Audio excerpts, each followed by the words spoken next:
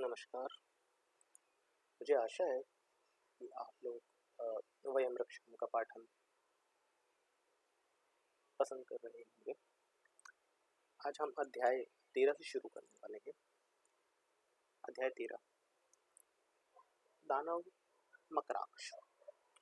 भोर होते ही रावण ने रक्तांबर धारण की, गोचरम के दस्ताने पहने, कृष्णजनी वृक्ष पर बांधा, सिर पर किरीट, पैरों में चरम रज्जू के दृढ़ उपान्य, कमर में दुकुल और उस पर मकरत मणि का कटिबंध, कंधे पर धनुष और हाथ में ही वह विकराल परशु जिसका नाग रक्त अभी सूखा ना था। उसने अपने मामा अकंपन को बुलाकर कहा, मातुल, नागपति की अश्वशाला से सर्वश्रेष्ठ 4 अश्वतरियां छाट लो। नागराज का स्वर्ण रथ मेरे लिए तैयार करो, उसे शक्ति, शूल, परिघ, बाण और तोमर से सज्जित कर शीघ्र उपस्थित करो। अकंपन के जाने पर उसने वृद्ध देते सुमाली से कहा, मातामह, एक छोटा सा अभियान है, मैं जाता हूँ। बालीद्वीप और नागराज के अवरोध का आप यथारुचि विघटन कर लीजिए। सुमाली ने कहा, तुझे क्या कुछ बट चाहिए पुत्र? नहीं मातुल, अकंपन मेरे साथ है। सुसज्जित रथ आ उपस्थित हुआ। वह मणिकांचन के सहयोग से विचित्र चित्रकला द्वारा विश्वकर्मा ने बनाया था। चरम फलक और चरम रज्जुओं से वह बंधा था। उसमें सहस्त्र स्वर्ण घंटिका गई थी, जिनकी कन्न ध्वनि शत सहस्त्र भ्रमरों की गुंजन सी भांति कर्णप्रिय थी। काले रंग की 4 अश्वतरियां जो उसमें जुटी थी, वे विद्युत की भांति चपल थी। उनके कान खड़े थे और थुथने बड़ी बड़ी थी। वे अपने खुरों से भूमि को खोद अपनी आतुरता प्रकट कर रही थी। रावण रथ पर सवार हुआ और अकंपन ने बलगुली। अश्वतरियां वायु वेग से चलने लगी। रावण के संकेत पर पर्वत की उपत्यका की दिशा में अर्जना तट की ओर। देखते ही देखते वन, विथि, हाट, दो मार्ग पीछे रहते चले गए। पाशर में समुद्र को गर्जन करके छोड़, समुद्र गर्जना से होड़ सी करते हुए स्वर्ण रथ की स्वर्ण घंटियां कन्न ध्वन करती हुई चली जा रही थी। धनुष से छूटे हुए 60 टंक के बाण के समान वेग से सीधे अर्जना तट की ओर, जहां रावण का अभिसार नायिका वही उन्मुख अनावृत यौवन वाली दैत्यबाला थी, जिसने रावण के वक्ष पर स्तन विक्षेप के बाद लात मारकर उसे संपन्न किया था और जिसने उसके महार्ग मरकट के कटिबंध के दान को अस्वीकार कर कल असंगत सूर्य के सानिध्य एक भांड मद पीने के लिए उससे अनुरोध किया था। वह उन्मुख अनावृत यौवन, वह चरणाघात, वह उन्मत्त हास और जलगर्भ सा विलास जैसे शत सहस्त्र मुख से रावण के वज्र वक्ष को आंदोलित कर रहा था। उसे एक क्षण का विलंब भी सहन न हुआ। वह साइजत सा कह रहा था, सर्प मातुल सर्प, और दैत्य अकंपन की चरम रज्जू के कड़े आघात शपाशप अश्वतरी की पैठों पर चल पड़े थे, जिनसे प्रताड़ित होकर उसने खुर जैसे भूस्पर्श छोड़कर वायु में अधर उड़े चले जा रहे थे। अर्जना का तट आ गया था। तट पर एक सघन मनोरम वन था। वन में अनेक लाताल, तमाल, हिमताल के वृक्ष थे, हरिण भी थे, पक्षी थी, उनका कलरव हो रहा था। स्थान स्थान पर यहाँ इस समय अग्निदाह हो रहा था। कुछ हाथ, पैर, गर्दन कटे शव पड़े हुए थे। स्त्रियों के शंखचूड़, गुंजामाला, वस्त्र खंड, स्वर्ण बल्लभ इधर टूटे इधर उधर पड़े थे। टूटे हुए शक्ति, परशु, खड़ग और मरे अधमरे पशु शिशक रहे थे। रावण ने रथ से उतरकर कहा, देखा। उसने कहा, मातुल, यह तो विकट संग्राम हुआ प्रतीत होता है। सभी शर्मगर्म हैं। युद्ध संभवतः अभी हुआ है। देखो तो, कोई जीवित पुरुष भी है जिसे घटना का ज्ञान हो? अकंपन ने बारीकी से देखा। एक बूढ़े असुर में अभी प्राण थे। उसने टूटे टूटे स्वर में बताया कि दानवों के एक दल ने आक्रमण करके उनका ग्राम ग्रोथ लूट लिया है। ग्राम का सब स्वर्ण, अन्न और स्त्रियां वे लूट ले गए। सभी जीवित पुरुषों को बांधकर बंदी बना ले गए। दैत्यों ने बताया कि दक्षिण दिशा में समुद्र तीर तक गए। रावण ने हुंकृति भरी, रथ पर खड़े दक्षिण दिशा की ओर देखा। उसने उसी दिशा की ओर परशु उठाकर कहा, चल तो मातुल, देखो वह धूल उड़ रही है। और अश्वतरिया उसी दिशा में उड़ चली। अधीर होकर रावण रथ में खड़ा होकर व्यग्र भाव से इधर उधर देखने लगा। देखते देखते धूल का बवंडर निकट होता गया। थोड़ी देर में देखा दानवों का एक संपन्न संगठित दल, सब दैत्य स्त्री पुरुषों को रस्सियों से बांधे, उनका अन्न स्वर्ण गठरियों में लादे, उनका पशुधन आगे कर बड़ी शूल कृपाण शक्ति खड़ग हवा में उछालता वन के गहनतम प्रदेश में बढ़ता चला जा रहा था। आगे बढ़कर रावण ने ललकारा, साथ ही उसने 10 बाण 10 डंक के छोड़े। बाण विरुद्ध होकर दानव दल घूमा। उसने देखा एक दुर्धर्ष तरुण योद्धा दिव्य रथ पर आरूढ़ धसा चला रहा है। दलपति ने दानवों को तुरंत व्यूहरूढ़ खड़े होने की आज्ञा दी, बंदियों और आहतों को दूर खड़ा किया। पलटकर उसने पुकार कर कहा, यह अकारण हम पर आक्रमण करके बैर करने वाला महाभाग कौन है? इस अकारण के बैर का कारण क्या है? वह कहे कि हम उसका बानों से सत्कार करें या मधुपर्क से। रावण ने कहा, मैं रक्षापति वैष्णव रावण हूँ, इन सभी द्वीपों का स्वामी। तुमने मेरे द्वीप पर अनाचार किया है। कहो, तुम्हारा ग्राम गोत्र कहाँ है? इसी द्वीप के उस और हमारा द्वीप है और गोत्र भी, परंतु तुम इस कैसे इस द्वीप के स्वामी हो? द्वीप का अधिपति वज्रनाभ है, वह हमारा मित्र है। वज्रनाभ का सिर इसी परशु से मैंने गत रात्रि काटकर द्वीप पर अपना अधिकार किया है। सो अब तुमने यदि राक्षसपति रावण दशग्रीव का नाम ना सुना हो तो अब सुनो और जान लो कि आज से यह बाली द्वीप राक्षस संस्कृति के अधीन है। हम राक्षस इसके ईश्वर हैं। जो कोई हमसे सहमत हो उसे अभय, जो सहमत नहीं हो उसका इसी परशु से इसी क्षण सिरच्छेद होगा। दानवेंद्र का नाम मकराक्ष था। वह बाली द्वीप के आसपास के छोटे द्वीपों का स्वामी था। नागराज का वह मित्र था, वह एक तेजस्वी योद्धा था। उसने कहा, अरे विशर्वा के पुत्र, तू तो बड़ा धृष्ट दिख पड़ता है। क्या दानवों से भी तू भय नहीं खाता? तू वीर और प्रियदर्शन है, पर तूने हमारे मित्र नागपति वज्रनाभ को मारा है। इसका दंड मैं तुझे दूंगा। इसके अतिरिक्त तूने मेरे काम में प्रतव्याय किया है। आज मैं तेरे स्वादिष्ट मांस का भोजन करूंगा। बोल, मरने से प्रथम तू क्या चाहता है? मैं मक्षराज दानवराज हूँ।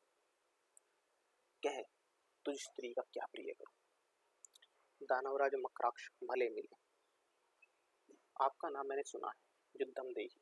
मैं आपसे युद्ध मांगता हूँ, पर आप विरत हैं, इसलिए मैं रथ पर नहीं लड़ूंगा।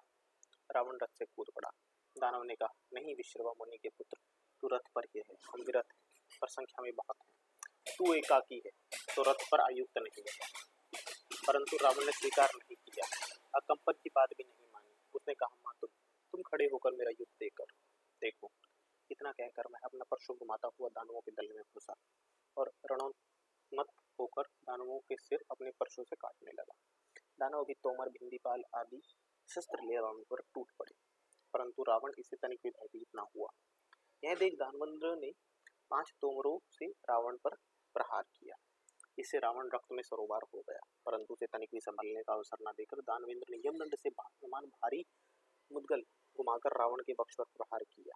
इससे रावण रक्त वमन करने लगा और थोड़ी देर में मूर्छित होकर पृथ्वी पर गिर पड़ा। दानव सेना हर्ष से चित्कार उठी। मकराक्ष ने कहा, अब इस मत गद्दे को लो श्रृंखलाओं में बांध लो।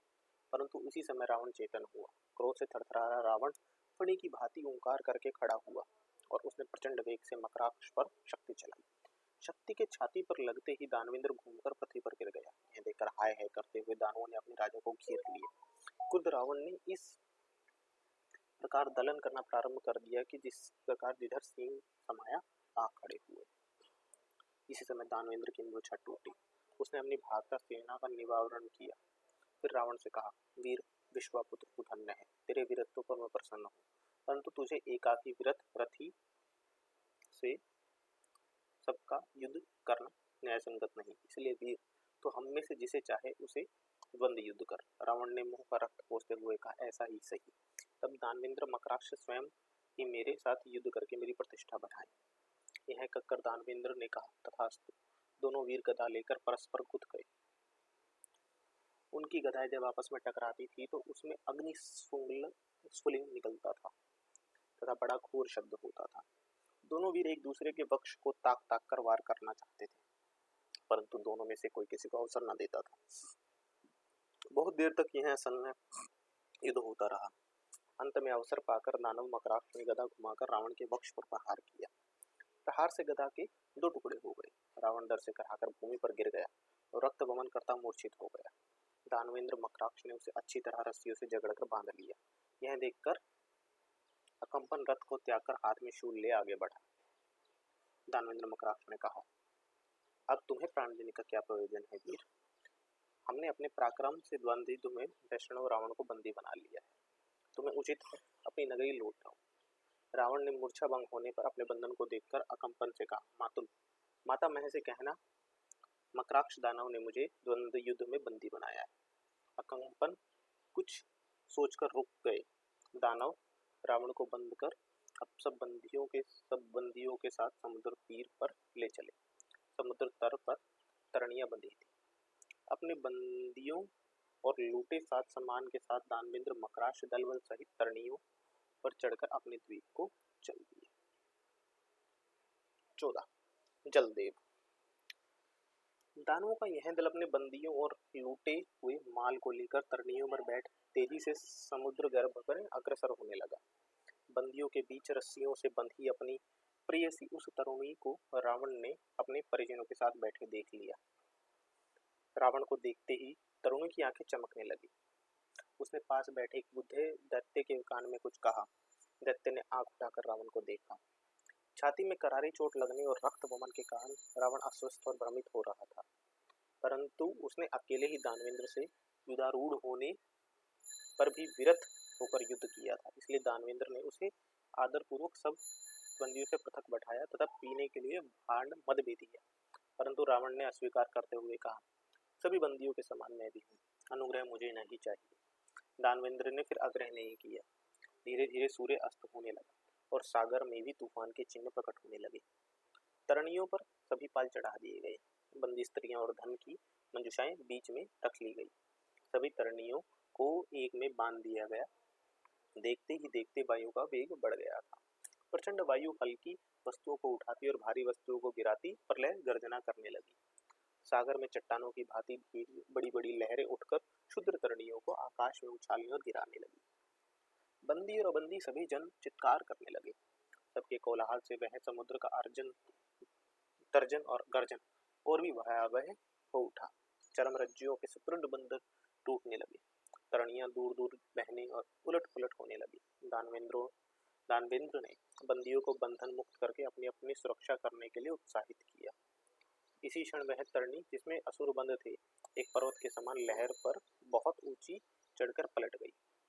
लहर के थपेड़ों से उसके टुकड़े टुकड़े हो गए। तरणी के सब आरोही महासागर के उस प्रलय तूफान में खो गए। सबसे पृथक बंधे रहने के कारण रावण बंधन मुक्त न हो सका। रावण की अभिसार सखी उस दैत्य बाला ने गिरते गिरते यह देखा। पर्वत समान विशाल एक लहर ने उसे बहुत ऊंचा उछालकर दूर फेंक दिया था। अब वह अनंत सागर के सघन अंधकार में आंखें फाड़ फाड़ कर चारों ओर अपने रमन को देखने लगी। समुद्र जल की सारी बौछारें चारों ओर उसकी आंखों को अंधा कर रही थी।